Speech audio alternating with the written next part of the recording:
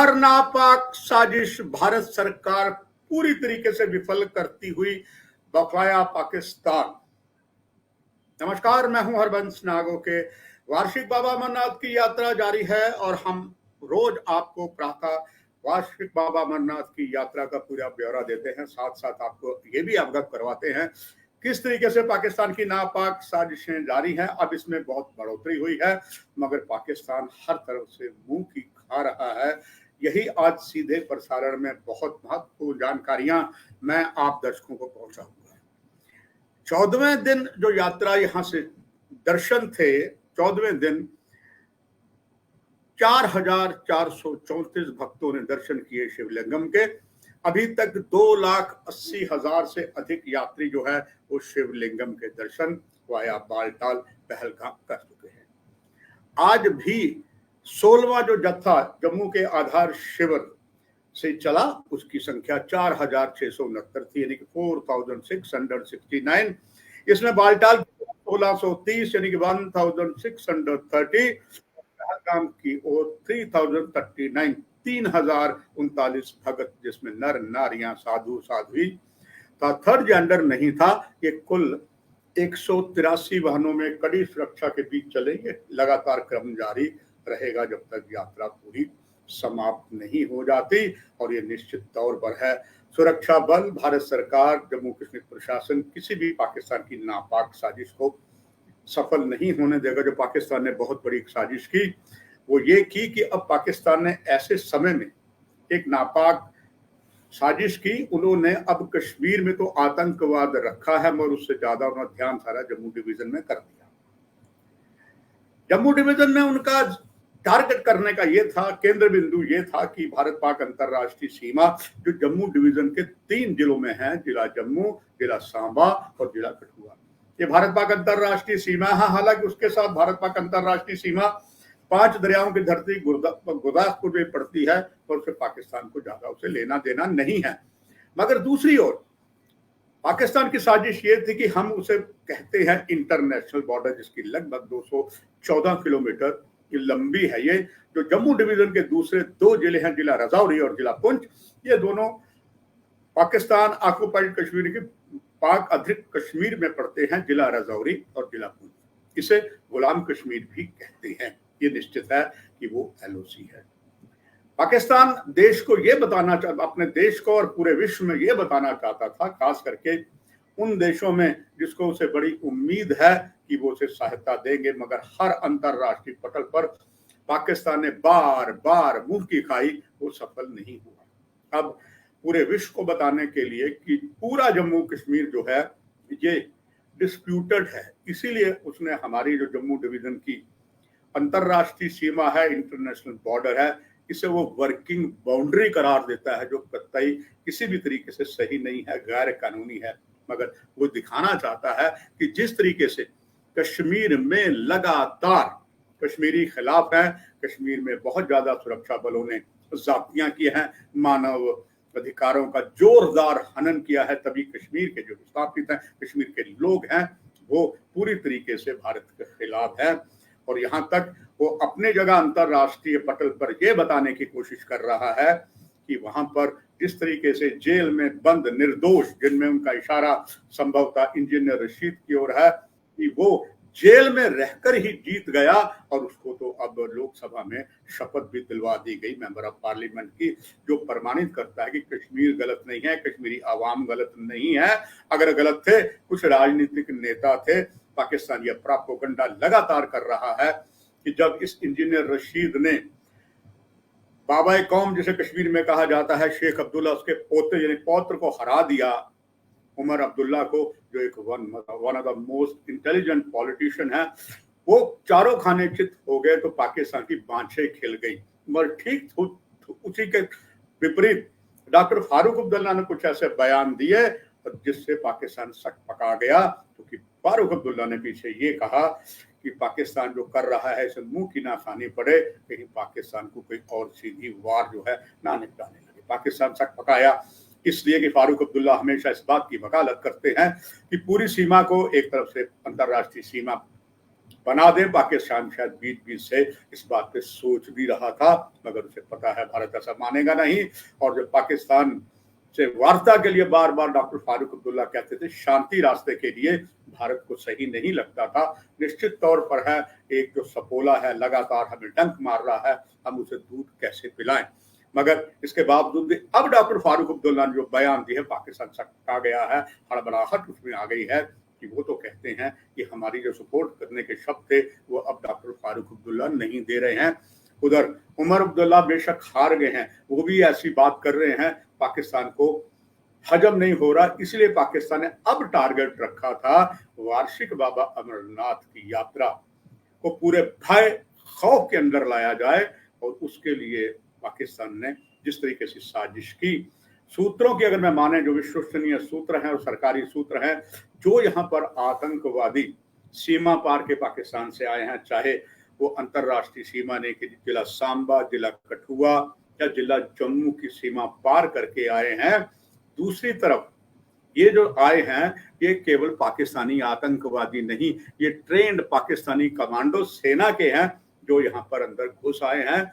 और क्योंकि भौगोलिक परिस्थिति पाकिस्तान की बहुत पॉजिटिव जाती है, अंतरराष्ट्रीय सीमा पर जो सरकंडे हैं, सरकंडे के बाद जिस तरीके आगे आ जाते हैं, कहीं ना कहीं हमसे शायद उतनी ज्यादा अलर्टनेस नहीं हुई कि आकर नेशनल हाईवे पार करके या किसी तरीके से किसी और, जैसे खबर आ रही कि शायद पंजाब की ओर से भी आ रहे हैं, रेल में बैठकर कहीं रास्ते में उतर गए।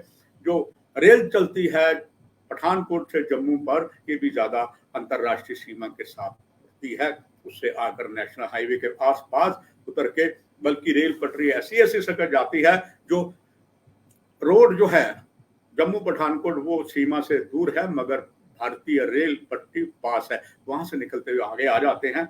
और जिस तरीके से आए और उन्होंने जो टारगेट शुरू से ही पहला सांबा ब्रिगेड में एक जगह बनाया जिसमें हमने कर्नल और कुछ और बलिदानी करवाने पड़े, और भी ऐसी बात लगातार चलती रही। वो विश्व को बता गए कि पाकिस्तान जो है वर्किंग बाउंड्री है, जम्मू कश्मीर का अंतरराष्ट्रीय सीमा कोई नहीं है, ये वर्किंग बाउंड्री डिस्प्यूटेड है, और इसीलिए वो लगातार कोशिशें करते रहे और कर रहे हैं।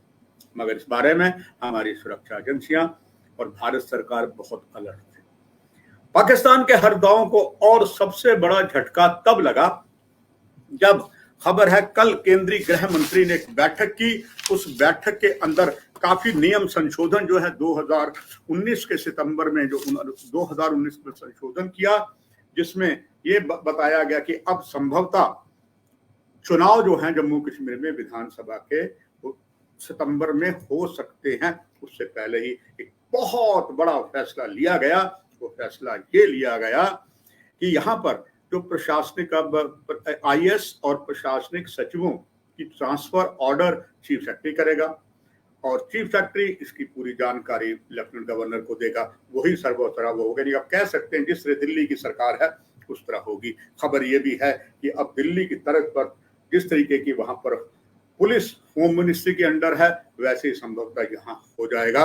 और इसके साथ साथ प्रशासनिक विभाग द्वारा एलजी को भेजे जाएंगे, एलजी अप्रूव करेगा। अगर यहाँ चुनाव होते हैं विधानसभा के, तब ये कह लीजिए, अगर मैं शब्द जोड़ूं कि चीफ मिनिस्टर के हाथों में कुछ भी नहीं होगा, और ये सारा मेन सर्वा ठीक वैसे होंगे जैसे दिल्ली में एलजी हैं, यहाँ के एलजी होंगे। और जहां तक पुलिस लोक सेवा की व्यवस्था है, भ्रष्टाचार की जो एंटी करप्शन ब्यूरो है, वो स्वयं इतने पावरफुल हो जाएंगे। पहले यहाँ पर जब क्राइम में कोई केस होता था तो क्राइम ब्रांच को सरकार से पूछना पड़ता था, यानी कि लोकप्रिय जो सरकार थी उससे पूछना पड़ता था। अब ऐसा कतई नहीं होगा, डायरेक्टली एलजी के अंडर होगा।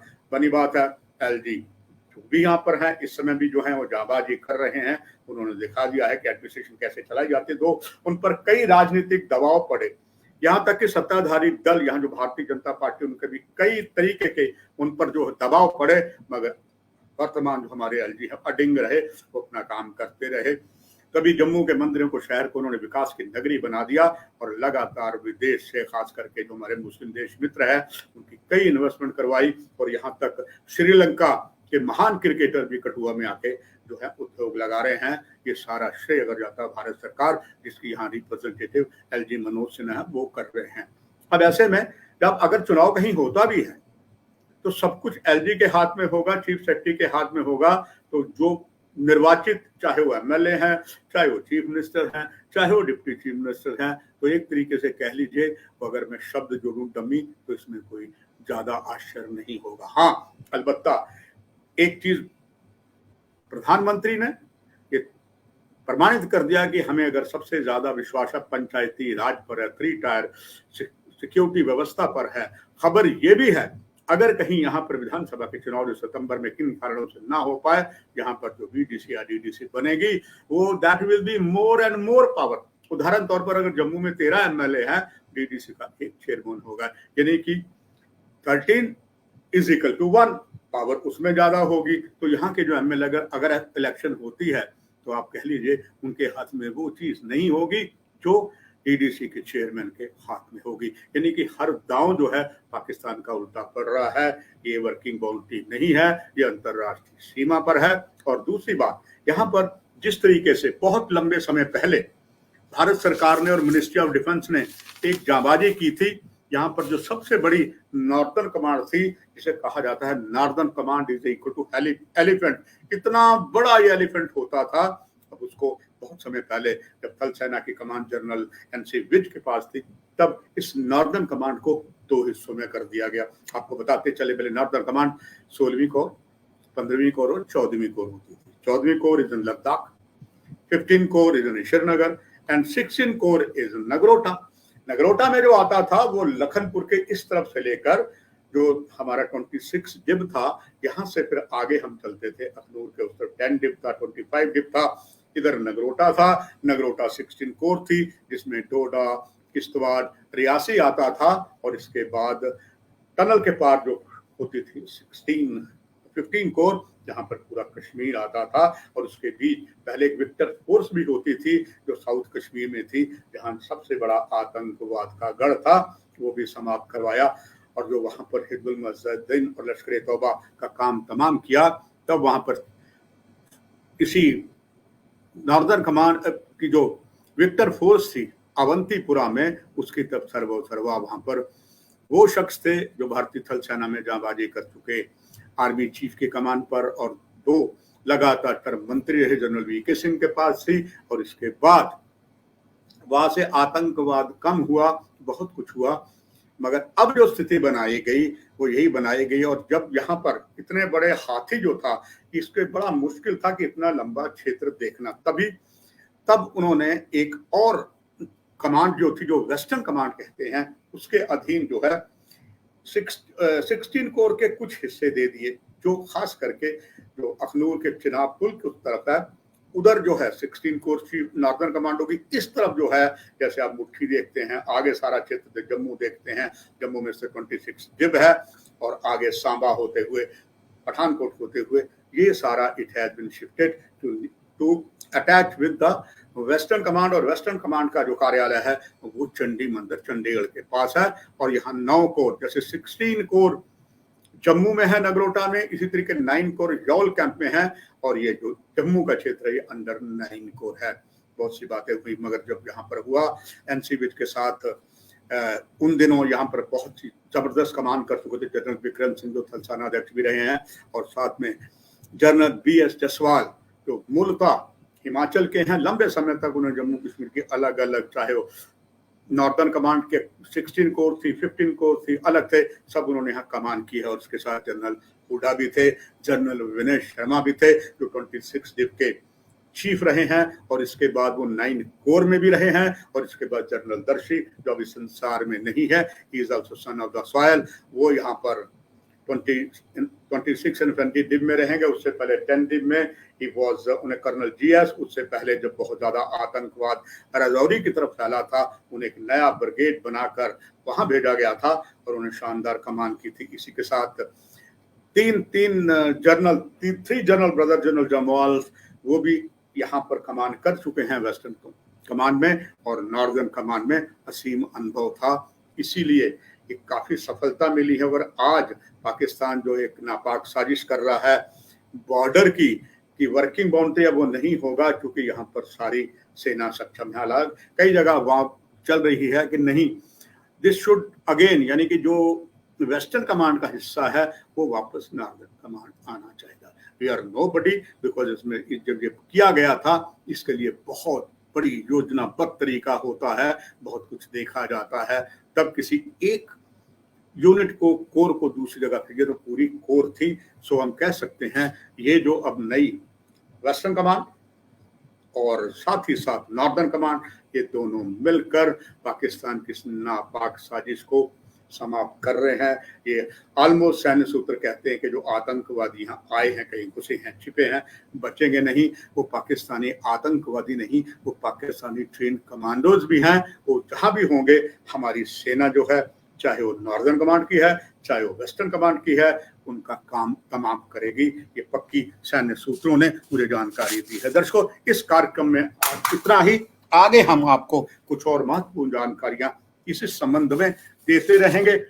वही अपनी पत्रकारिता का अनुभव जो करते हुए ना काहूं से दोस्ती ना काहूं से बैर तो मैं यथार्थ करता रहूंगा। आपका दिन मंगलमय हो, शुभ हो, यही हमारी कामना है।